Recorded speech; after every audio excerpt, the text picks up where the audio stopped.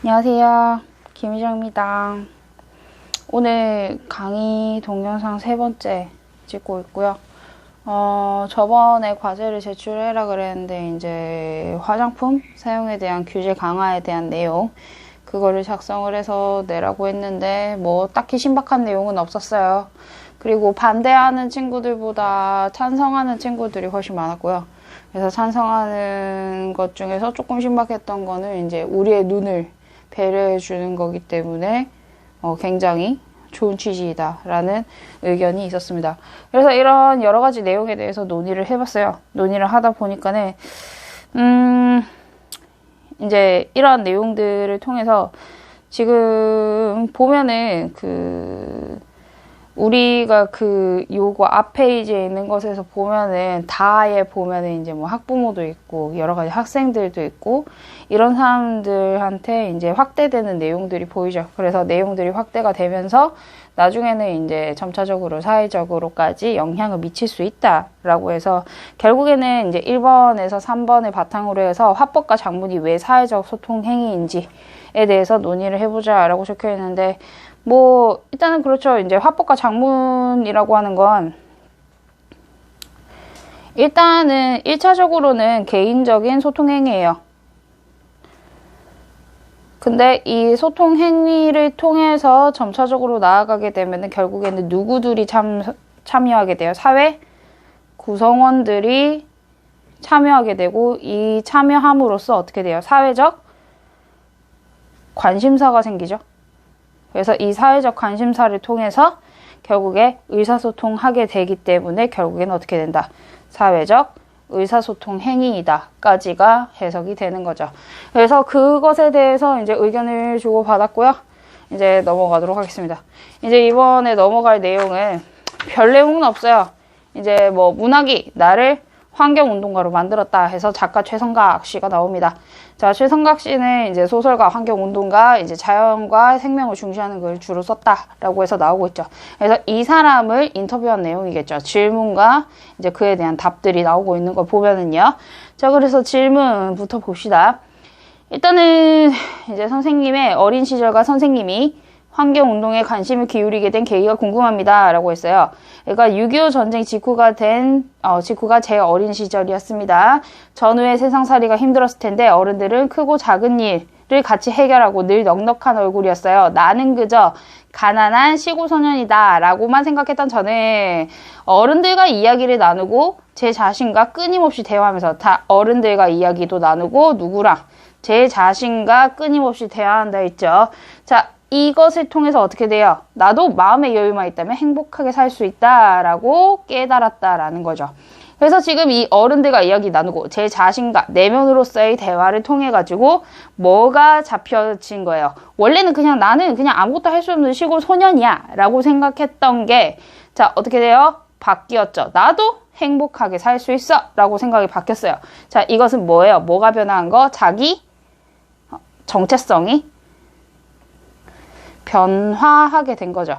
어떻게 해서요? 뭘 통해서? 어른들과 이야기를 나누고 제 자신과 끊임없이 대화함으로써. 그래서 이게 자기 정체성에 뭐가 돼요?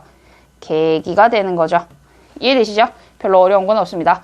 자, 제 고향은 산과 바다가 아름다운 곳이었습니다. 하지만 지금은 자연이 오염되고 사람들은 각박해졌다.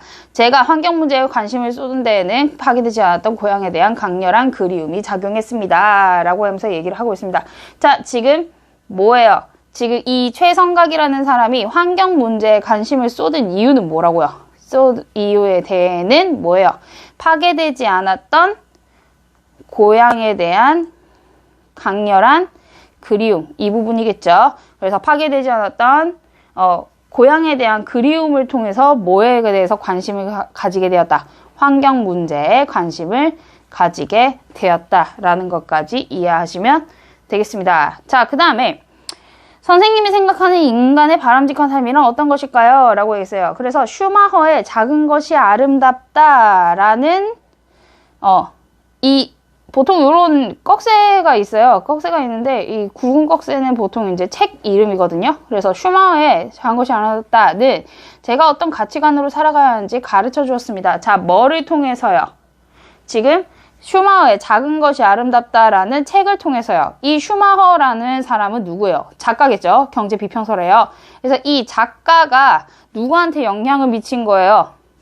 누구? 이 최성각이라고 하는 독자에게 영향을 미친 거죠. 그래서 작가가 누구한테 독자의 뭐 형성에 가치관 형성, 가치관으로 살아가야 하는지 가르쳐줬대잖아요. 그래서 가치관 형성에 이제 도움을, 영향을 줬다. 알 수 있겠죠. 됐죠? 그 다음에 자, 작은 것이 아름답다라는 말은 끊어진 성장과 발전은 불가능하다는 것을 알려준다. 인간이 이 행성이라는 의식부터 잘못되었다. 자, 인간이 이 행성의 주인이다라는 이 의식은 뭐예요? 나 중심적인 거죠. 인간 중심적인 사고죠. 인간 중심적 사고는 잘못되었으나 자연의 약탈하는 이 소비 사회를 반성하자고 말하고 싶다. 에머슨이 무엇이 성공인가? 라는 시에서 말했듯. 자, 누가요? 또 에머슨이 무엇이 성공인가? 라는 시에서 말했듯 하면서 뭘 하고 있어요? 이거 놓고 떠나는 것. 자기가 태어나기 전보다 세상을 조금이라도 살기 좋은 곳으로 떠나는 것이라고 해서 직접적으로 뭘 하고 있어요? 인용하고 있죠. 자, 어떻게 하고 있어요? 이 큰 따옴표를 사용해서 직접 인용하고 있죠. 그래서 직접 인용이라는 거 알고 계시면 되고요. 다른 거, 매 순간 그런 겸손한 마음과 검소한 생활을 유지하는 것이 중요하다고 생각합니다. 라고 해가지고, 자, 지금 이 에머슨의 무엇이 성공인가 라는 시에서 얘기하는 이 내용 있죠? 그래서 이거를 통해서, 자, 매 순간 그런 겸손한 마음과 검소한 생활을 유지하는 것이 중요하다고 생각합니다. 누구의 생각을 강조하고 있어요? 내가, 인용을 통해서 자신의 생각을 부각 강조하고 있죠. 이해되시죠?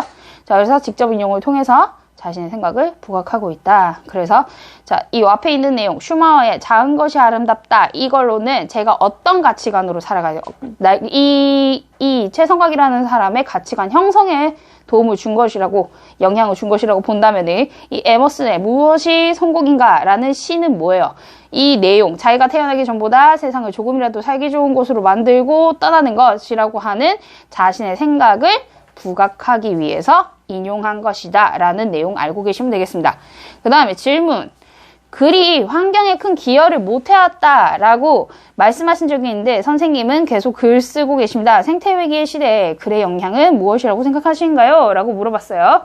자, 우리 모두는 태어나면서부터 환경운동가입니다. 글을 쓰는 사람은 자연이 내는 신음소리, 무수한 생명체들이 사라져가는 현상에 무감각해져서는 안 됩니다. 자, 자연이 내는 신음소리와 무수한 생명체들이 사라져가는 현상이라고 얘기를 하는 거 있죠. 이거는 뭐겠어요? 환경 오염이나 자연 파괴와 같은 것을 지금 빗대어서 얘기를 하고 있는 거죠. 자, 이런 현상에 무감각해서는 안 됩니다. 제가 절박하다고 생각하는 환경이나 생명 문제에 몸으로 뛰어들고 열심히 글을 썼건만 세상은 크게 달라지지는 않았어요. 하지만 제 목소리를 멈출 수 없습니다. 자, 저는 뭐이기 때문에 작가이므로 환경운동을 하게 되었고 위대한 문학이 저에게 환경운동을 하라고 가르쳤기 때문입니다. 자, 여기에서 볼게요. 저는 작가이기 때문에 환경운동을 하게 되었고 위대한 문학이 저에게 환경운동을 하라고 가르쳤기 때문이다.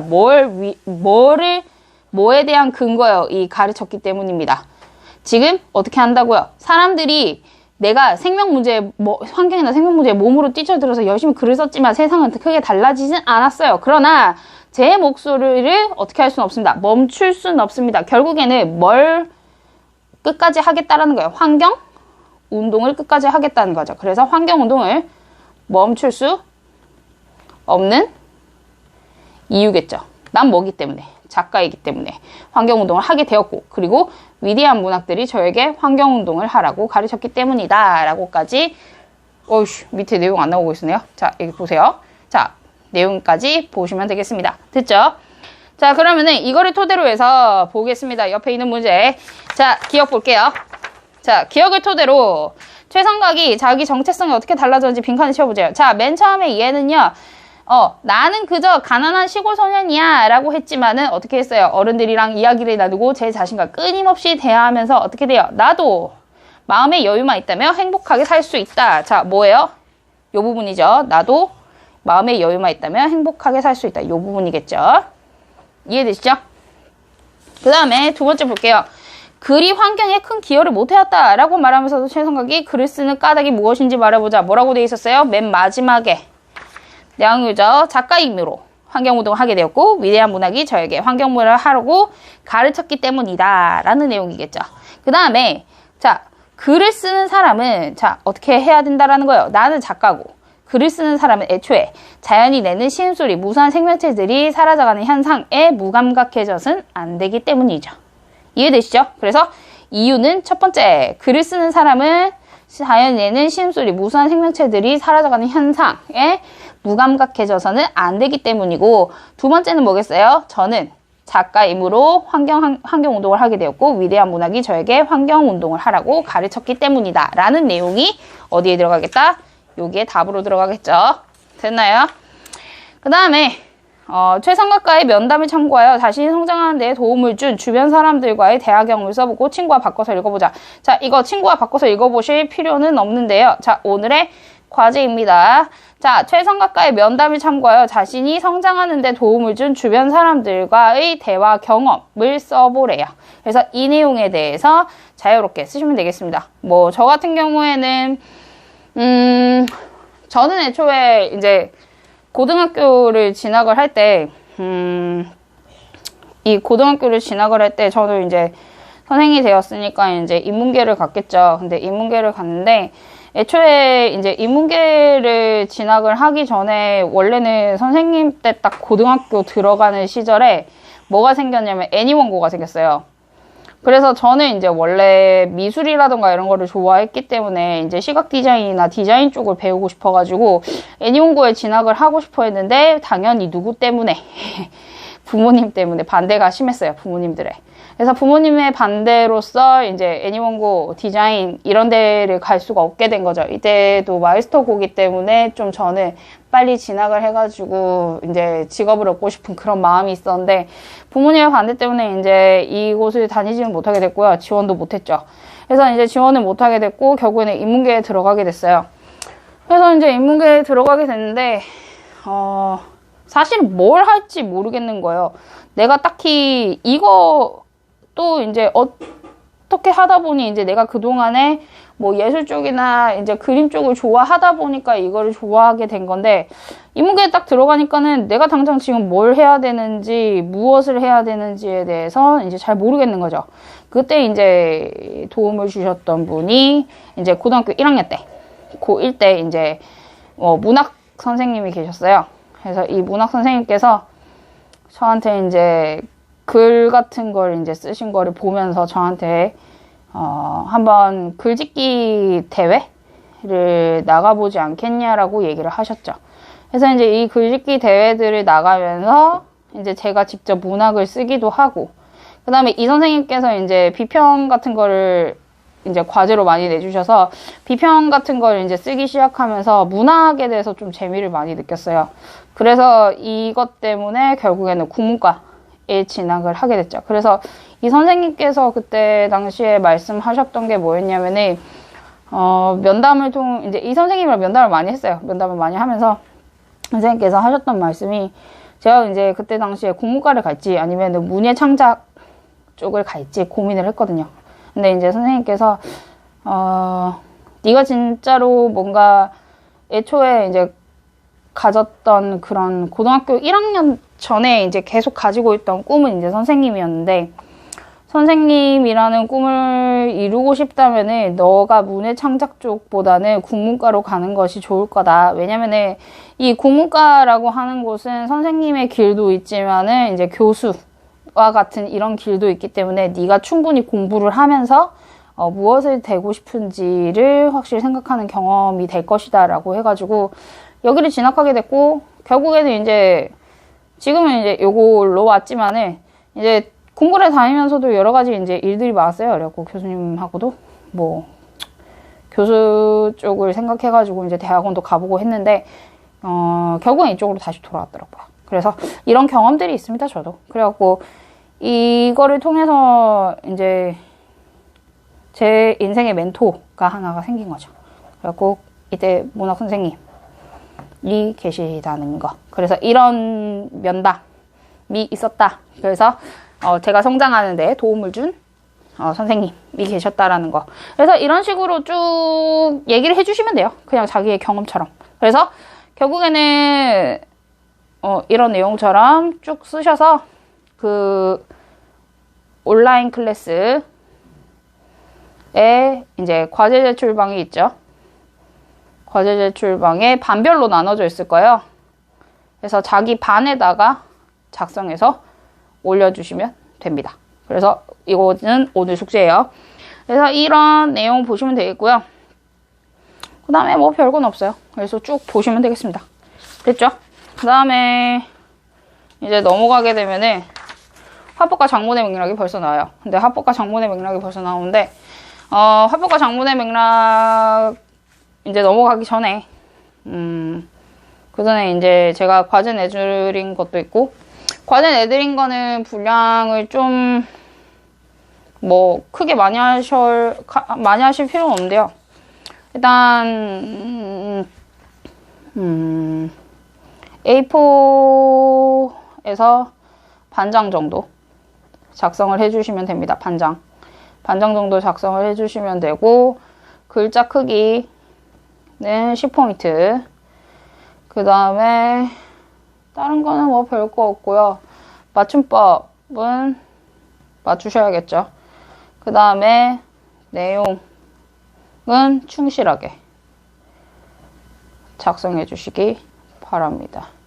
그 다음에 문의가 많이 들어온 게 있는데요. 독후감은 어떻게 해야 되나요? 라고 문의가 많이 들어왔어요. 독후감은 어떻게 해야 되냐 많이 들어왔는데, 일단은 이 고졸취업이라고 하는 책 있죠. 이 책을 들고 계시고요.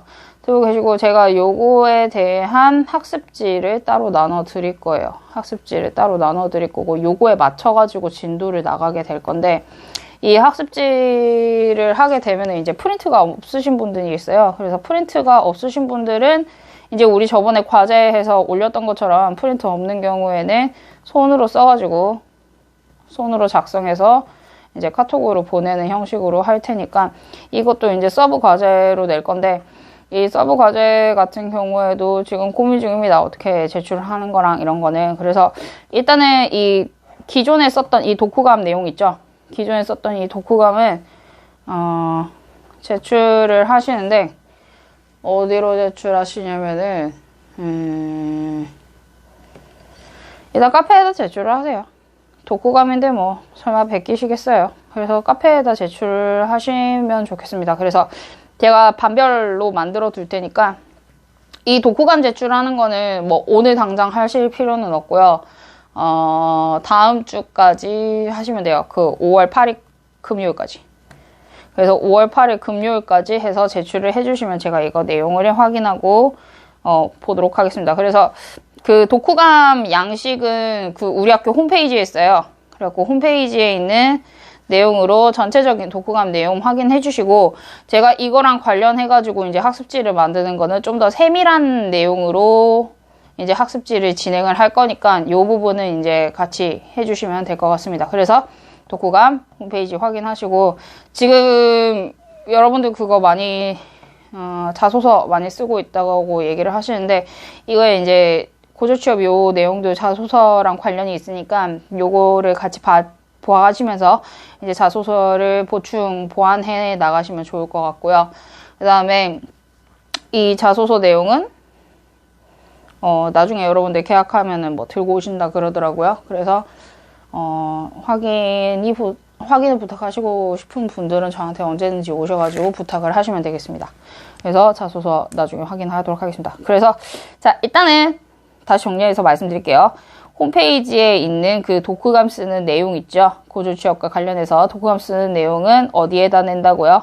카페에다가 반별로 해서 내는데 5월 8일 금요일까지.